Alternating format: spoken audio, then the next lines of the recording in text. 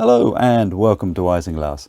Today we're going to be taking a look at articulated carriages, the kits that make them and how to put them together and get them working nicely. What are some of the problems that we face with making accurate articulated carriage kits? So first and foremost, how do we build the kits? Well, the kits work in exactly the same way as all of my other carriage kits, which means typically you'll get two carriage sides, two carriage ends and the roof to go with it. Now, as you know, the frame that I can put with the kits, it's an optional extra, and the reason for that is all of my carriage kits are designed to accept a little plastic hard floor. As we can see, there's a little ridge down there so that you can just sit a plastic hard floor on there and build the frame yourself. If you are going to build the frame yourself, then carry on watching this, because if you see some of the ways I've got around the articulation issues, that could well work for you as well. So, but all of the examples I'll be showing here, they include my frames, just because that's got everything worked out so the articulation works okay. So construction wise, this is one of my Howden kits, and this is using the newer wraparound method. So the side wraps around the edge of the side, like the edge of the end, like that. So the original kits, as you can see with the Quint sets I've got down here, or if I pick up one of my Gresley 51-foot models here, we can see that the end butted onto the side, which leaves you with a little bit of a join just there.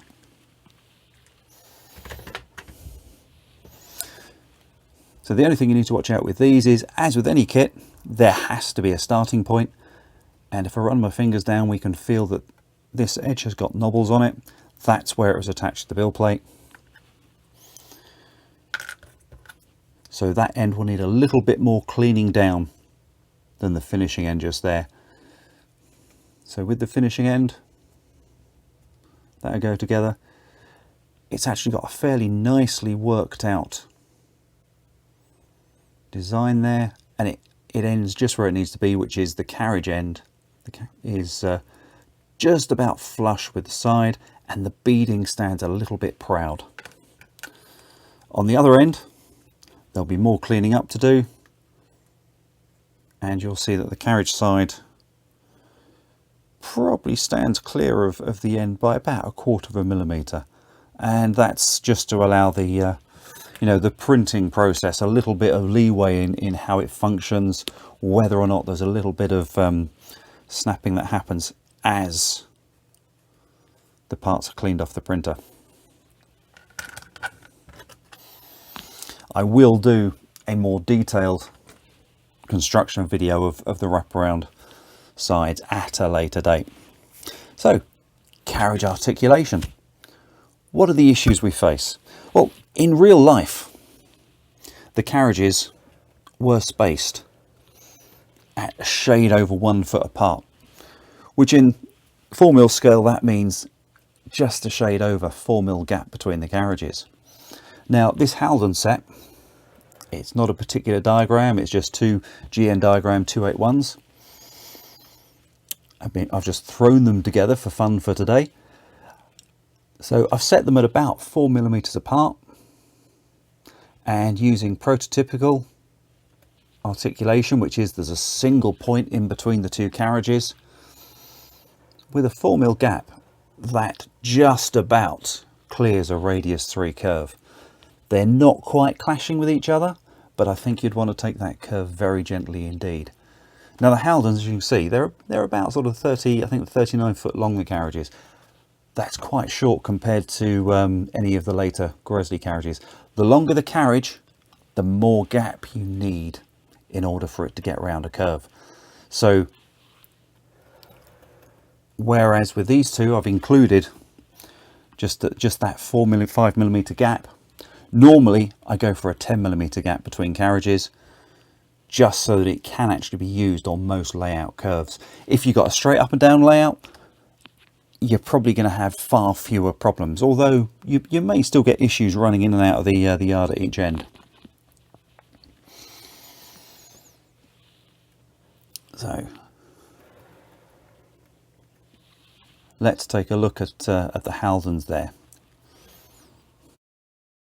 Okay, so I've taken the Haldens off the track there, and as we can see, the bogey's got the one articulation point in the middle. So this is prototypical. And how we've achieved that is under each frame, just got a little frame extender that comes out and will slot over the 8BA screw in the middle.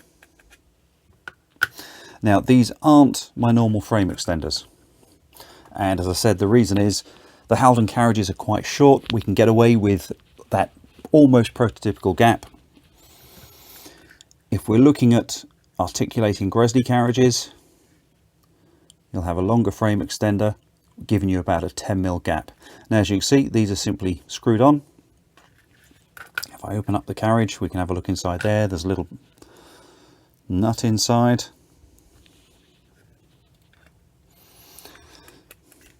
So it's possible to fit these, exchange these, replace them if they break. And I've got to say, remember, this is resin. Resin can be brittle. These almost certainly will break at some point. Spares are available, or if you prefer, I can do different lengths of these. So send me a message and I'll come up with something for you. Not a problem at all. Okay, so that's one approach, using the prototypical articulation with the single articulation point in the middle.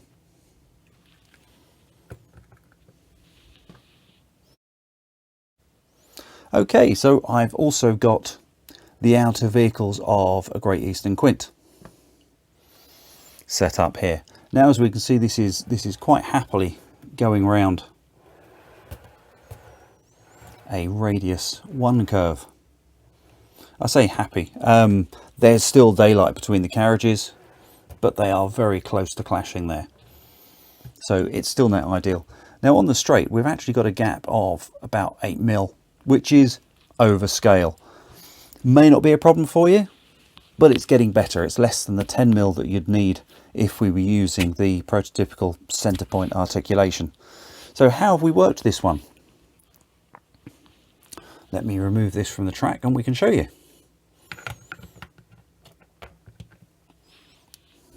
So with this bogey, we've got the 2 articulation points, and they sit underneath the frame. Now that's the same hole that we were using to attach the frame extender before. So all of these are compatible with each other. You don't have to order it as part of an option when you get the kit. You simply assemble it the way that you want to assemble it. If you find the central articulation doesn't work for you, you can easily swap to this. It's the same frame, it's the same bogey. Okay, so by moving the articulation point just underneath the frame, that allows us to bring the 2 carriages marginally closer together. And so with that method and the Quint set, you might just be able to get round a radius 1 curve. That probably wouldn't work if we moved up to the 51-foot stock. Okay, quick reset there. So we can see we've moved the Quints onto the middle section of track, and on the outer section I've got an articulated pair of 51-foot 1.5 inch carriages using the same method. This is just for a quick demonstration to show it's not going to work. So likewise, we're using the same bogey. So we've got the 2 articulation points sitting just underneath the frame, and approximately an 8mm gap, although you can't see it quite so clearly here because the carriage is already curving. So as we go into the curve, we can see those 2 carriages are going to lock. And if you tried running that as a train around a curve, you're going to get a derailment. So does this mean we don't bother with radius 1 curves? Yeah, they are a bit tight. Most layouts wouldn't have them, but sometimes you can't avoid it. So what are we going to do about this? So let me lift these off the track. There we go. So we can see we've still got the same bogey there.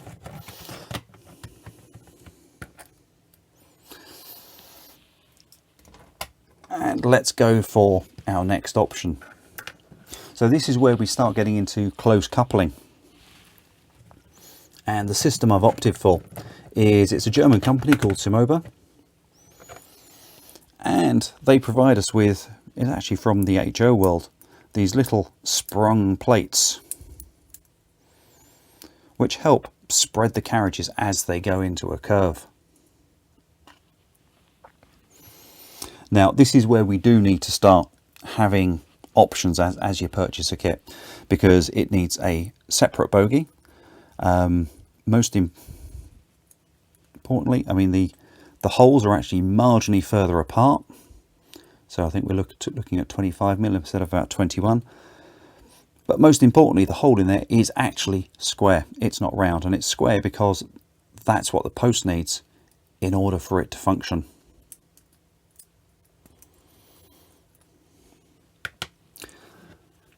Now, we're still using the same frame, but we've now got an adapter fitted, and that adapter is sized to accept the Simoba plate, just like that. Now, as these are printed, there's a slight level of friction there between the plate and the adapter. Now, this one's worn down a little bit, so it does just slide. This isn't meant to be a running fix. It's there so that when you first get it, you can assess what kind of gap you need between your carriages, and then fix the plate in the right place using an adhesive. So let's reassemble this on the track. Okay, so we've now got the 51 foot set up nicely. And as we can see, because I've not glued these in, I can actually adjust the gap between these carriages manually. So setting it to roughly, it's hard to tell because we're not on a fully straight piece of track there. So setting it to roughly 4mm. We can see that as it goes into the curve, one carriage swings inside the other.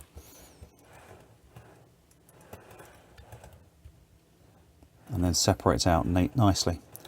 So it's just a quick question of working out how much starting gap you need.